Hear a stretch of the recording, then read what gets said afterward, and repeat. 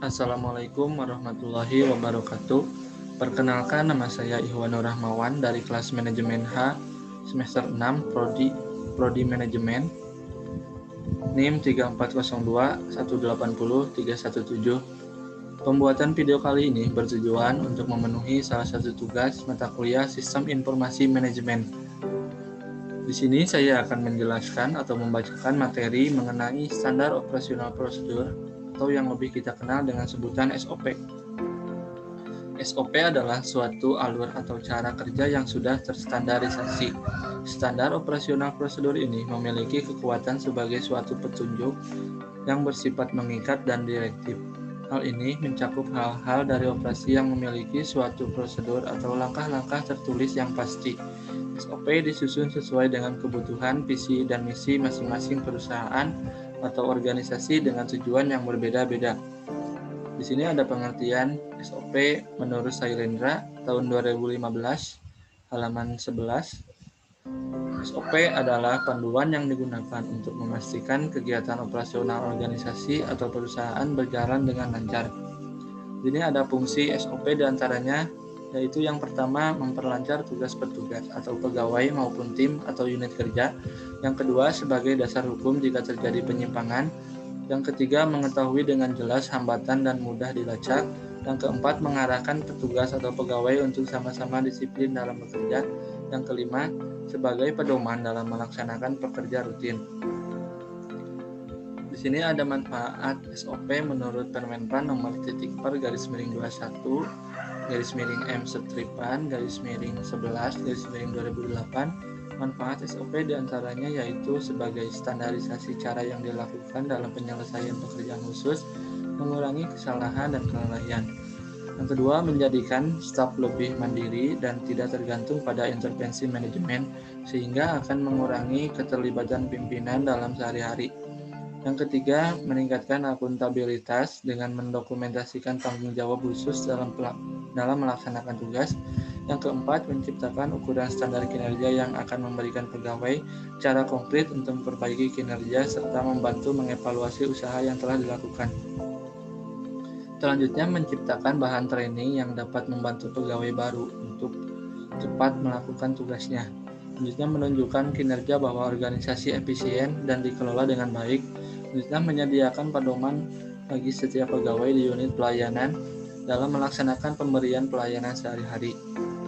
Selanjutnya, menghindari tumpang tindih pelaksanaan tugas pemberian pelayanan. Dan yang terakhir, membantu penelusuran terhadap kesalahan prosedural dalam memberikan pelayanan, menjamin proses pelayanan tetap berjalan dalam berbagai situasi. Sini ada arti dan lambang flowchart dalam membuat SOP. Bisa kita lihat bersama ya, lambang-lambang SOP. Sini banyak sekali dan memiliki arti yang bermacam-macam.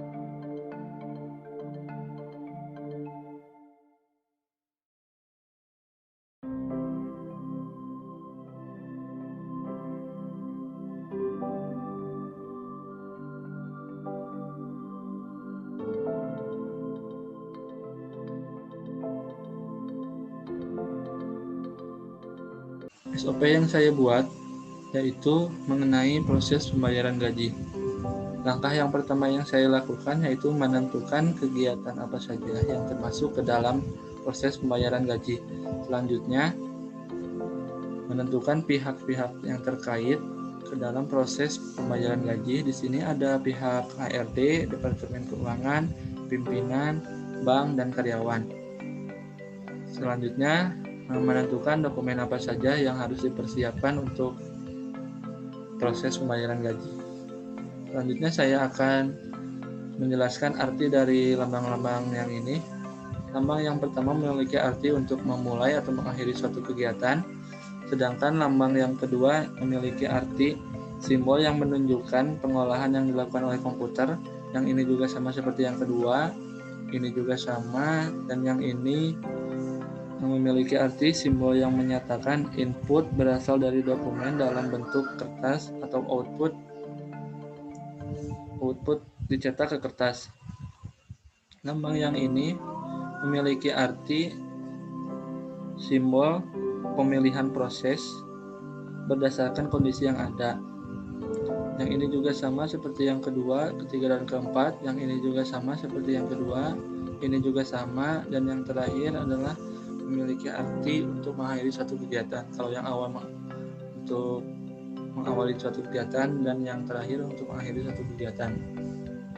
Selanjutnya saya akan menjelaskan alur dari SOP ini. Alur yang pertama yaitu HRD membuat data kehadiran karyawan. Selanjutnya HRD memproses data gaji. Selanjutnya HRD menghitung pajak penghasilan. Selanjutnya HRD membuat slip gaji. Selanjutnya HRD membuat daftar gaji. Kegiatan selanjutnya Departemen Keuangan mengevaluasi daftar gaji sebelum diberikan kepada pimpinan. Jika Departemen Keuangan menolak daftar gaji yang diberikan HRD, maka daftar gaji tersebut akan dikembalikan kepada HRD. Namun jika Departemen Keuangan menyetujui daftar gaji tersebut, maka akan diberikan kepada pimpinan. Sehingga kegiatan selanjutnya pimpinan menyetujui daftar gaji.